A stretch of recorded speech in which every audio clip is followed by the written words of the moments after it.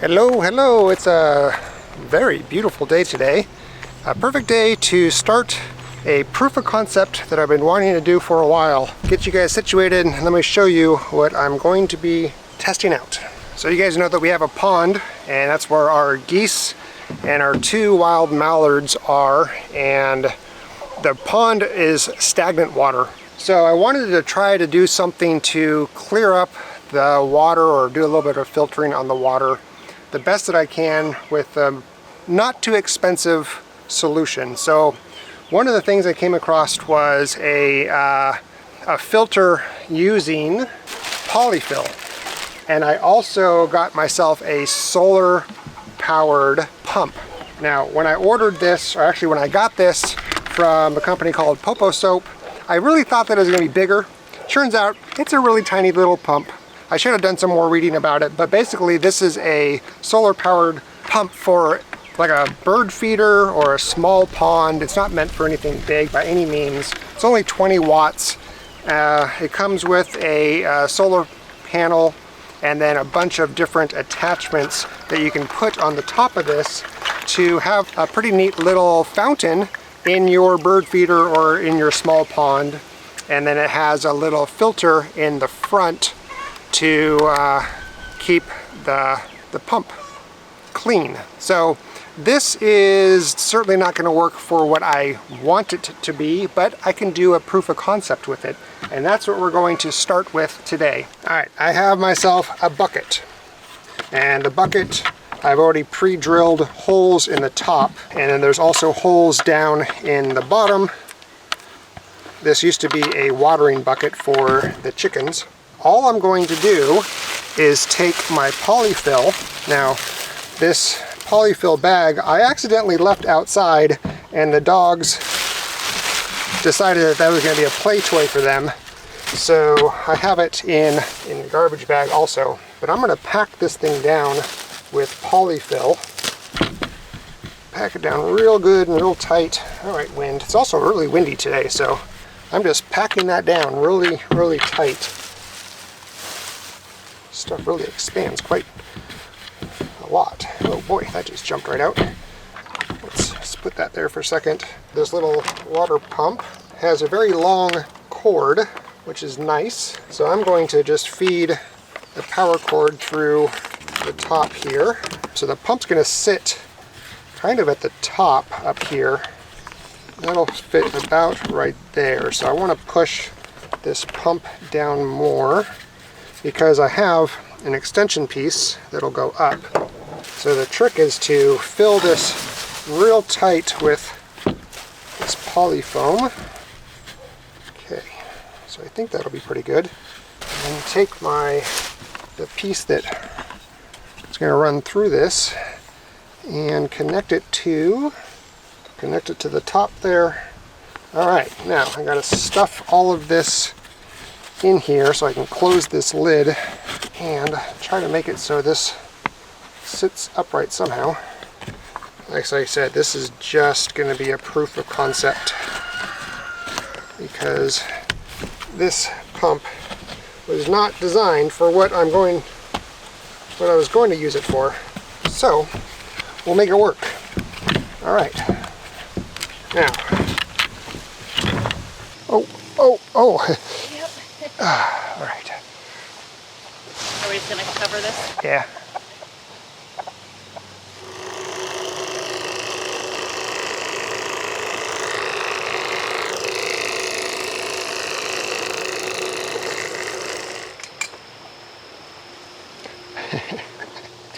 It's a little overgrown in there. What you talking about? That's interesting. There's a square right there. There's nothing growing. Yeah. But it's all wet very also. Wet.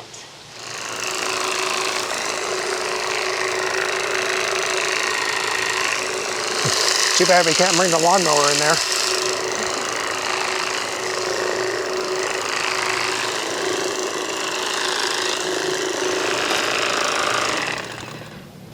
I was thinking we could move this one just sideways. That'll put them on fresh grass, and then one of us can crawl in there and hand it over. You guys gotta move.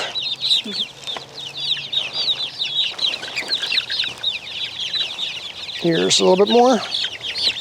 There we go. Good? Yeah, I'll crawl in there if you Yep. hold it up and... Oh, these are they're gonna be rowdy. Yeah.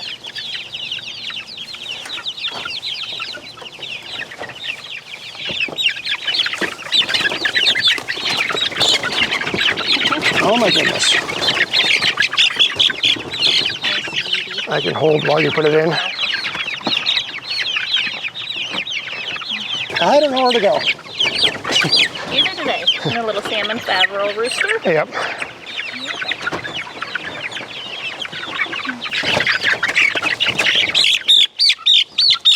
It's like my hand doesn't know where to go to grab something. Oh, this guy's big. Yeah. That one's big. The boy.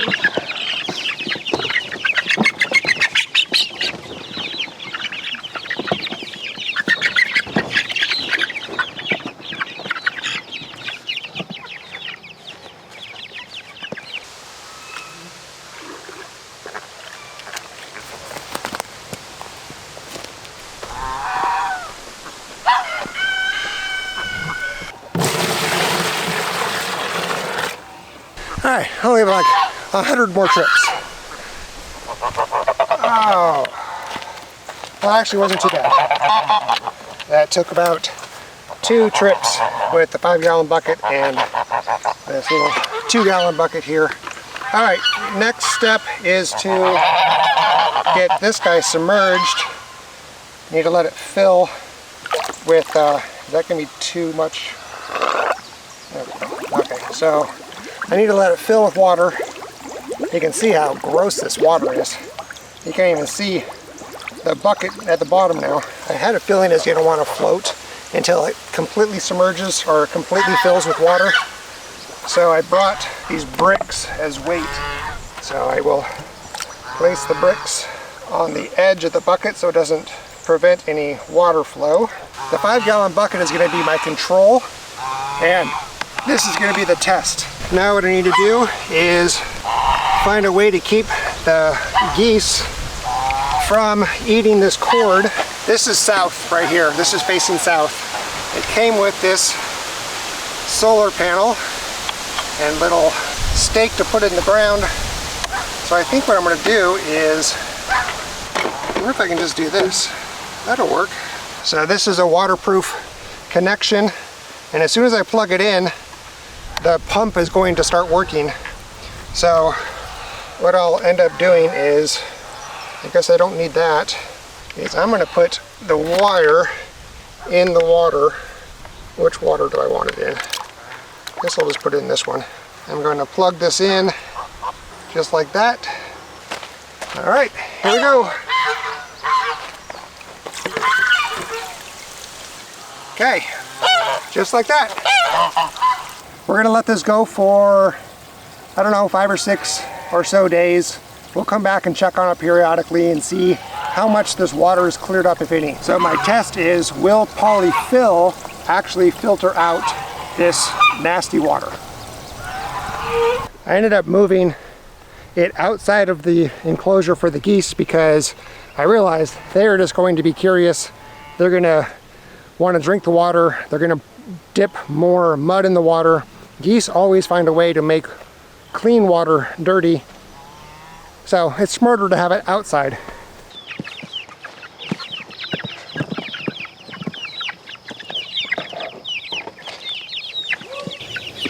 This is a Fabricana. How old are these? These ones are just not quite 6 weeks, so just over 5 weeks old. And that Fabricana is a... It's a salmon Favreau Americana cross. And this one is an Americana. See the cheeks? The cheeks, and it's starting to get the beard underneath. This one looks like it's going to be a splash, so it's going to look like the rooster that we have. So that'll be a pretty one. And then this is an Easter egger, but it's mixed with a dark Brahma, if you can tell, with the feet and... Show me the feet. What's up with the feet? The color, or the feathers on the feet. See how many feathers? So this one, it's a pullet, but she's an Easter egger mix. Her dad is an Americana and her mom's a dark Brahma. So she'll most likely lay light green eggs. You guys get down. You don't want to get on the grass? There you go. Let's see if I can find a different one. This one looks to be a cochin. So yeah, this is a cochin. It's a black cochin. Whoops, hang on. They're very feisty. This one's very feisty. But you can see how furry their feet are.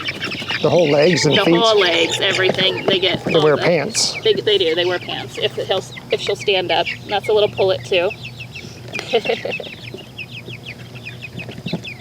And then this is just an Easter egger. What makes up an Easter egger? Easter eggers are mutts. So it's just different breeds mixed up so that they lay different color eggs. I have a couple different Easter egger flocks. This one right here is a crested cream leg bar Easter egger. So Pretty bird. yeah, it's going to be a really pretty It's bird. a very unique looking bird. So it's going to have the crest. This one most likely will lay either blue or green eggs because we have a blue dominant egg-laying rooster in there and a green egg-laying rooster in there. So she's pretty. When you say an egg-laying rooster, you mean? I'm sorry, not egg-laying. The dominant color, so what they were hatched from, it's what they're likely to breed over. Yeah. And then this is another Easter egger. So another mix. It's got little cheeks. Yep. This specific person, she ordered 5 cochins and 5 Easter eggers, but she requested ones with puffy cheeks. Oh, okay. So I gave her ones with puffy cheeks, and then I gave her one with a puffy head. And then this is another one, and then this is another Easter egger. Different. I love the color. Oh my goodness. She's pretty.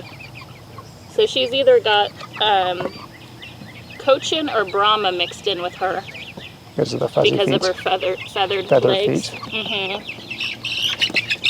And this one is, see the extra toes? This one right here? Yep. So most chickens have, oops, it's okay. It's okay. Most chickens have 4 toes. There's a few breeds that have 5 toes. Salmon Faverolles, Fabricanas, Silkies are another one. Those are the main ones that I know about. I'm sure there's other breeds that have 5. This is a little Buckeye. Oh. Hi. Look at you. This is one of our favorite breeds that we have. Yeah, we love our Buckeyes. They're very sweet, excellent foragers.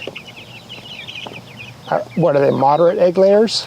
I would say they're in the good category. Okay. They're not in the great category. They're not like a production egg layer, but they're a great dual purpose. And they'll lay about 190 to 250, 220, 250 right in there. Per year? Per year, yeah. There he's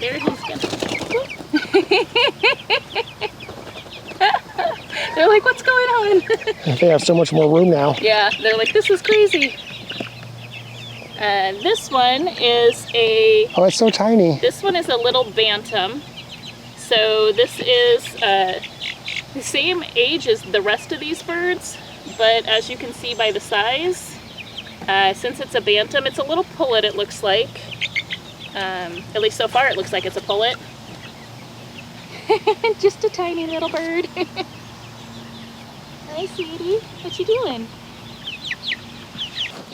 All right, Katie, what you got going on here? Moving they're just over 2-week-old chicks to the outdoor brooders so they can get out of these small little totes and into a nice big tractor And grass. and grass and stretch their legs even more. And these are all Easter eggers. Now, are these grow outs also?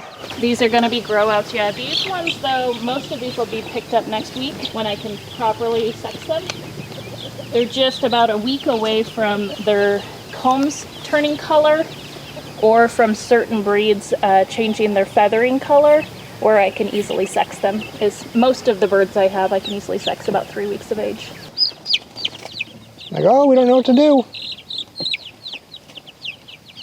Now these tractors have heat lamps in them, and that's why we're able to put them out before they're fully feathered.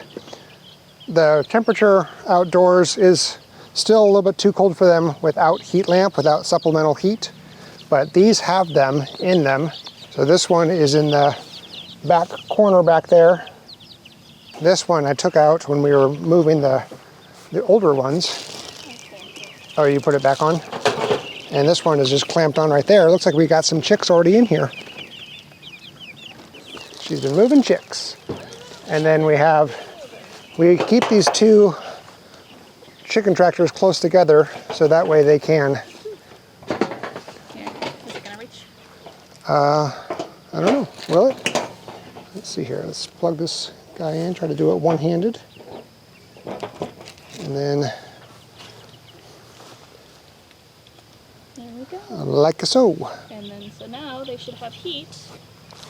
We will be moving these chicks every day. The important thing is that they stay out of the wind and the water. And this yard here has a lot of bumps and dips. And so on the days that we know it's going to be really rainy, or the nights we're going to be really rainy, we make sure that we stay out of the dips so that way they're not going to be in any place where water is going to pool.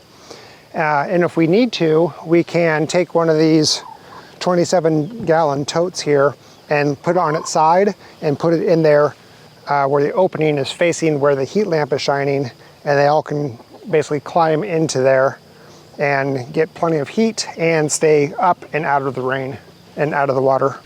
So it's been 2 months, a little over 2 months since we planted our fruit trees in our orchard, and I thought I'd give an update on how they're all doing. So let's take a look and see how each of them are doing. This is our Rainier cherry. As you can see, it's doing well. Our Stella cherry is also doing quite well. The fig tree is doing very, very, very well. Here is one of 2 plum trees, and here is one of 2 chicksaw plum trees. Another plum tree. Our last plum tree. So we have 2 chicksaw plum trees and 2 American plum trees. And to show you that these swales, they're working quite well. We haven't had rain for 4 days, and it's still holding water. Here's our 20th century Asian pear. All right, now we're getting to the apple trees, and we are near a lot of cedars. So this is our Freedom apple. It's doing pretty well, but it's getting a little bit of blight, or not blight, a little bit of cedar rust on it. Our Honeycrisp apple has got quite a bit of cedar rust damage on it. The Enterprise apple tree is actually doing surprisingly well. Very little cedar rust, just a little bit, but very, very little. And the last apple tree we have is a Cinnamon Spice apple tree, and you can see it got hit really hard with the cedar rust. I ended up cutting off all of the leaves that had cedar rust on them. So I figured before I spray it, it's gonna be better to cut those off so that way the tree isn't trying to fix the leaves or make the leaves healthy again and spend all that energy doing that.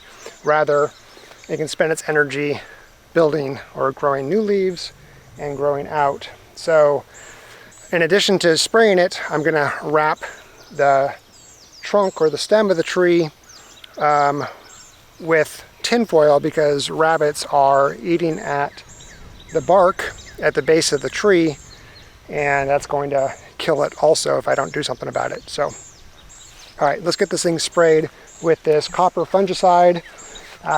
It is a mix of basically 1 ounce per gallon. So there's a half an ounce of fungicide in here. It's a half-gallon sprayer.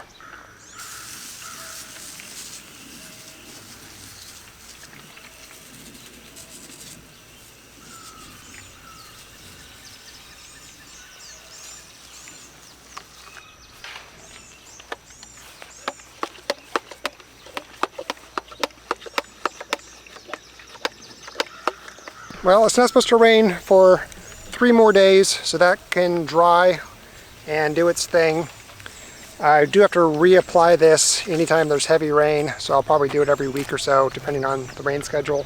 I've wrapped the base of the tree with foil so the rabbits can't eat the bark off of it. The leaves that I pulled off or picked off of the tree, they're going to go straight into the garbage. They're not going to compost because I don't want that cedar rust, that fungus, to spread. One other thing is I sprayed the base of the tree and all the mulch around the tree pretty heavy with the fungicide, also to kill off any of the cedar rust spores that may be lurking about.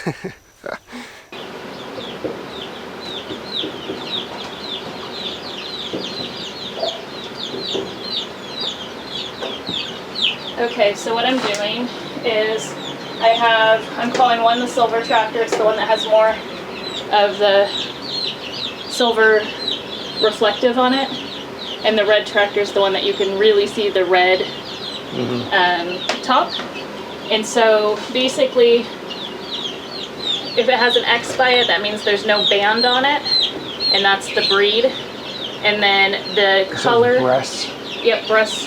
Okay. Barnyard mix, broilers. The barnyard mix and the broilers, because I can tell the two very easily apart. The breed apart, yeah. I put them both with yellow bands, both in the same tractor. Yep. So what I'm trying to do is I'm trying to separate. So I'll put olive eggers in this one. I need to separate them from the Easter eggers because they look similar. And I'm going to make sure that my broilers are in a different tractor than my buckeyes, because again, they look similar even though the buckeyes are smaller. So what I'm doing is I have my clean tote here and I'm transporting everyone in, and I am, whoops, hang on guys. So I'm grabbing a bird, and this one, hi, is a Fabricana. You got the little extra toes. So I'm gonna go ahead and band, because I'm gonna be putting these in with the Easter eggers that don't have any bands. I'm gonna go ahead and band these. So what I'm doing is I'm just putting a band on their leg just like that. And I don't like to do them too tight, so to allow it to grow. They shouldn't fall off. We did the same thing with the last group, and they're still wearing theirs, no problem. And so what I'm gonna do is I'm just gonna go ahead and catch them. This one is a buckeye. So just a little tiny buckeye. Look at you. What you doing? So I'm just going to go ahead and band these ones. And then, since I can tell the buckeyes and the Fabricanas apart no problem, they're just going to get the same color band. That makes sense. Because you only have a certain number of colors, and you have more breeds than color on your bands. Yep. So I just want to make sure I can pick ones that make sense to duplicate. And then I see that you have your incubator full of eggs. Yep, this is for the next batch. Hard to tell with the reflection, but it's full, 100% full. Yep, and then these birds that I'm banding right now, these are the customers that will be in what they want.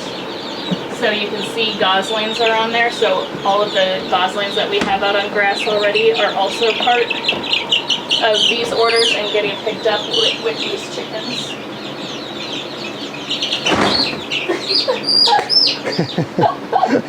You gotta love the buckeyes. They're definitely an entertaining bird. Pros and cons, like these, you can easily bend them out so you don't have to hurt the bird when you put them on, or make it chafer, but sometimes they're a little hard to do one-handed, so lesson learned. Stretch it before I grab the bird.